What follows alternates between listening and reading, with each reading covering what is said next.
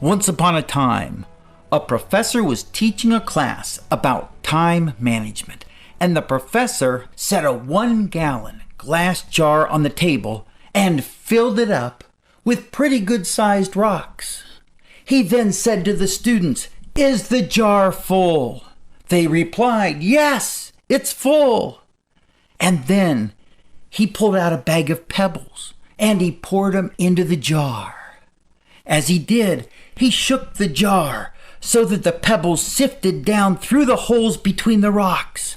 Eventually, the pebbles reached the top of the jar, and once again, he looked at the class and said, "Is the jar full?" The students cautiously answered, "Yes." And then he pulled out a bag of sand and he did the same thing, pouring and shaking until the sand reached the top of the jar. This time, when he looked at the students and said, "Is the jar full?" they said, "No." He smiled. He pulled out a pitcher of water.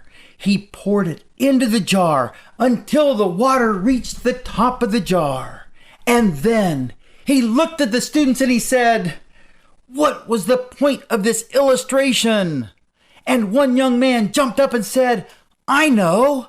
No matter how full your schedule is, if you try hard enough, you can always fit some more things into it."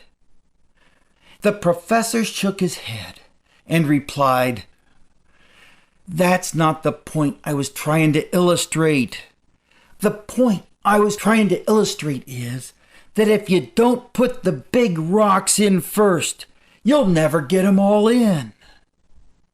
If you fill your jar first with pebbles or sand or water, then there won't be any room for the rocks. If you allow the small things to take up all of your time, then you won't be able to accomplish the bigger things. Figure out what your highest priorities are and do your best to work first on those things that move you towards your goals. Once your goal-related activities are scheduled, then you can fill the rest of your schedule with all those other activities that are less important but still need to be done." Of course, you know this already. But the illustration of the rocks in the jar is a good reminder to schedule your highest priorities first.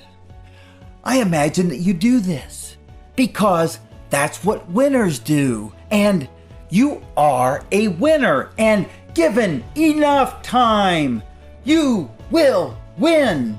Yes, you are a winner.